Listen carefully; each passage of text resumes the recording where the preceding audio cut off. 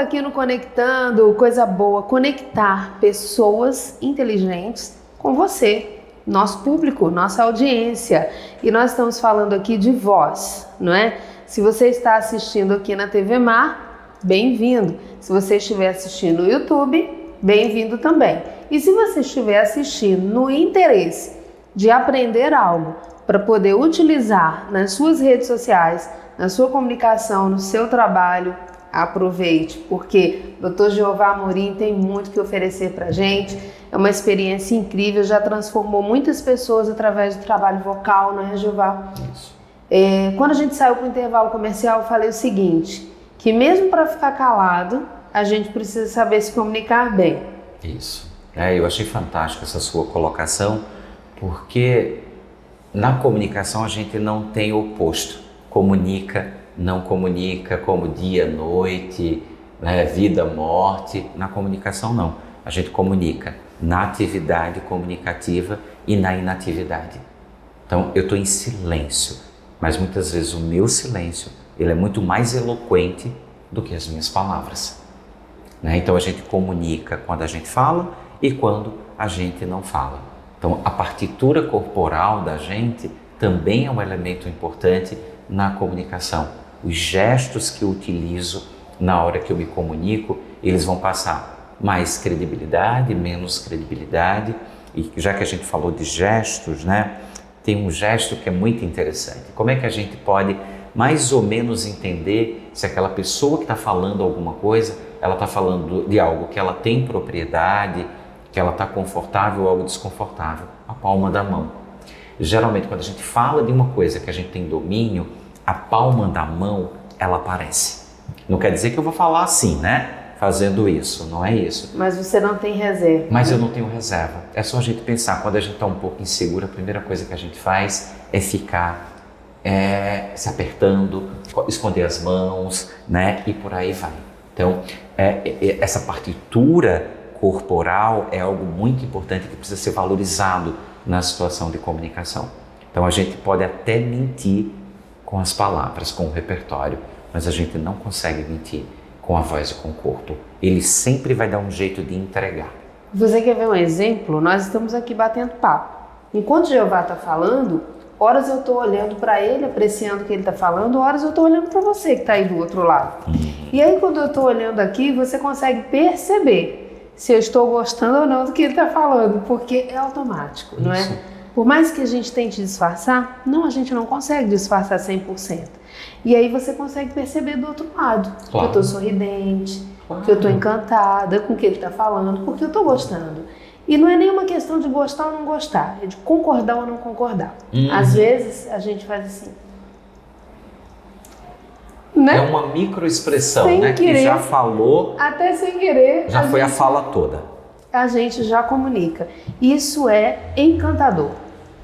E por isso você que está aí do outro lado precisa se preocupar com isso.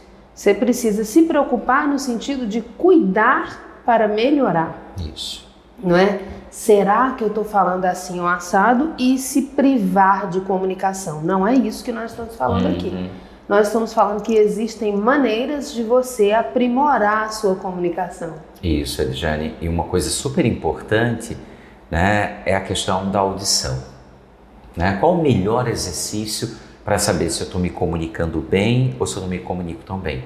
Se autoescutar. A gente se escuta muito pouco.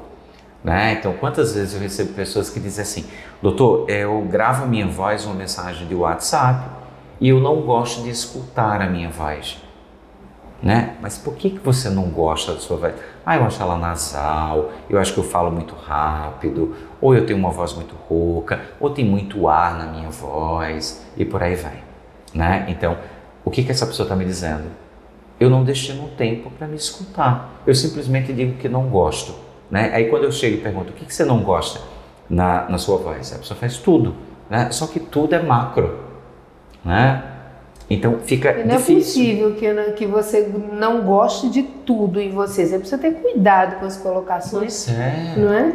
Todo mundo tem coisas boas que precisam serem maximizadas e todo mundo tem coisas que não são tão boas que que precisam serem trabalhadas. Os pontos de melhoria, como eu chamo. Os pontos de melhorias, exatamente. Mas toda voz ela é possível de ser modificada para lhe gerar conforto.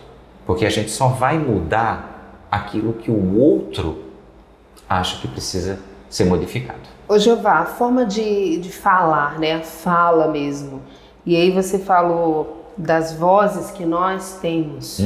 E se nós temos formas diferentes, de vozes diferentes, os profissionais aí nem se fala, né? Você pega uma professora da educação infantil, ela vai ter que trabalhar mais um tipo de voz. Isso. Você fala sobre um advogado, um promotor de justiça, um juiz, um médico. Você já fala de um outro tipo de fala e de comunicação. Isso. Você pode dar exemplos pra gente? Então, por exemplo, vamos pensar numa professora. Quando eu falo em professor, eu penso na exigência do professor. Então, o que o professor ele precisa? Ele precisa de uma articulação bem mais definida, ele precisa usar blocos de fala mais resumidos, ele precisa de projeção, porque nem toda sala de aula tem uma boa acústica. Isso. Né? Então, o professor ele fica o tempo todo competindo com o ambiente. Né? Então ele precisa colocar mais projeção, mas ele não sabe. Aí o que ele faz? Ele coloca toda a força na região da garganta e daí ele vai ficar dodói.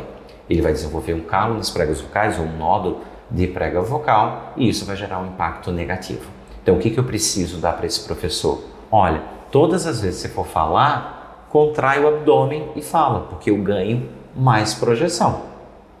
Quando eu vou falar com o pessoal do judiciário, vamos lá trazer agora para a mesa o judiciário. Isso. Então, o que eu preciso? Eu preciso trabalhar o tempo, o ritmo de fala desses indivíduos.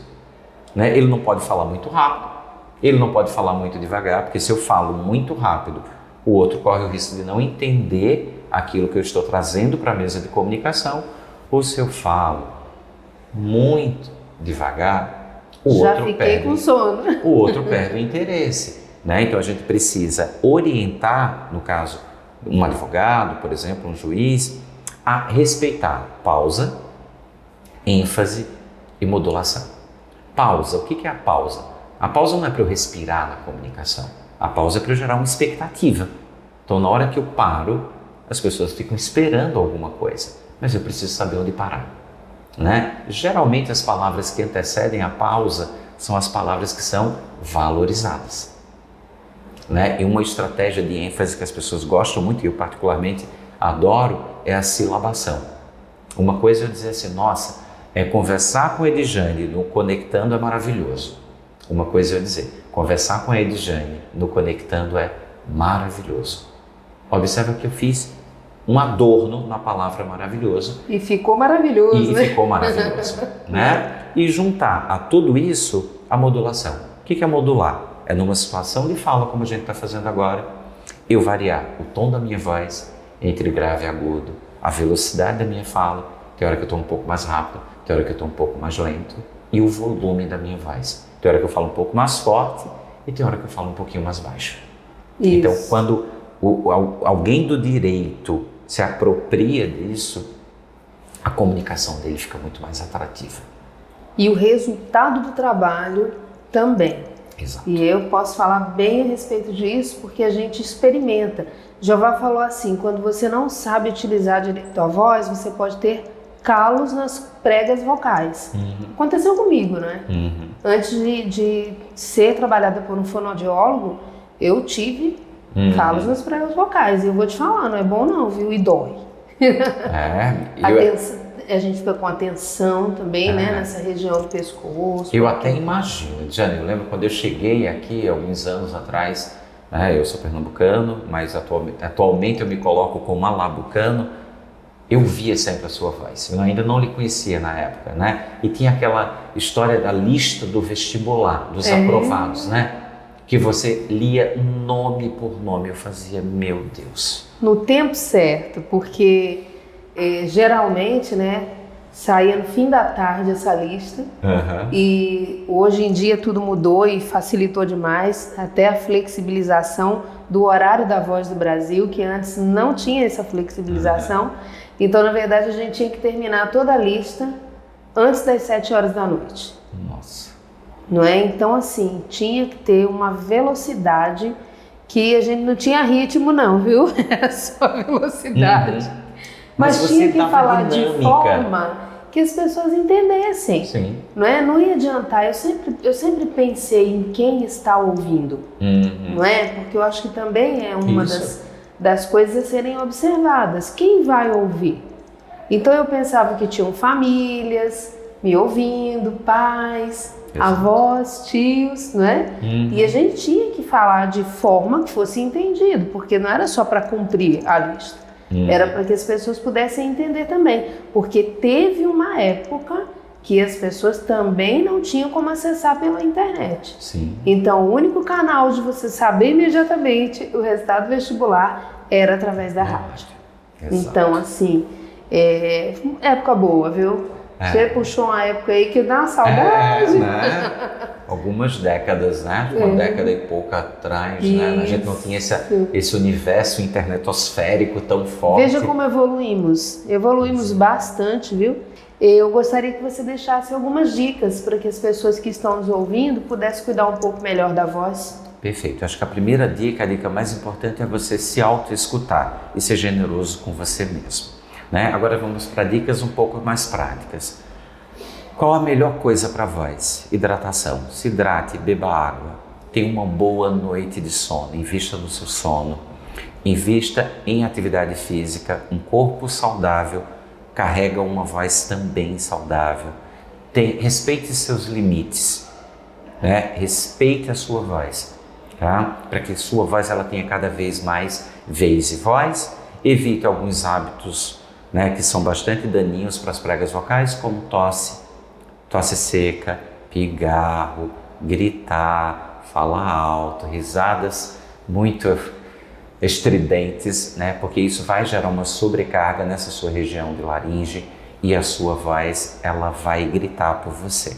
E ela grita fazendo com que a voz falhe ou que a voz suma. Né? O grito da voz dodói é diferente do grito da voz não dodói. É o contrário, né? É o contrário. Olha só, então essas dicas são maravilhosas. Jeová, quem quer conversar um pouco mais com você, desfrutar um pouco mais do conteúdo tão rico que você tem para oferecer, como é que faz? Então, eu tenho um canal no YouTube, né, Jeová Fono. Eu tenho o Instagram, que é @JeovahFono também. Então, Jeová Fono em todos os canais. No Instagram eu sou bem mais ativo, né? Eu sempre trago dicas diárias de como você pode cuidar melhor da sua voz, cuidar melhor da sua comunicação, e quando a gente cuida dessas duas coisas, o resultado ele é surpreendente. Então, em comemoração ao Dia Mundial da Voz, minha mensagem para vocês é: pensem que a sua voz ela importa, que a sua voz pode ser a inspiração de uma outra voz, então jamais cale o seu poder de voz. Querido, muito obrigada. Essa é a primeira de muitas. Obrigado, querida. Com certeza, várias.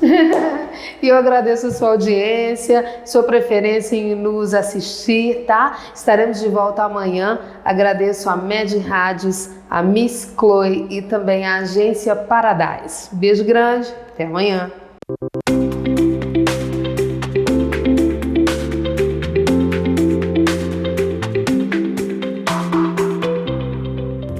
Oferecimento: Med Rádios e você, juntos pela vida.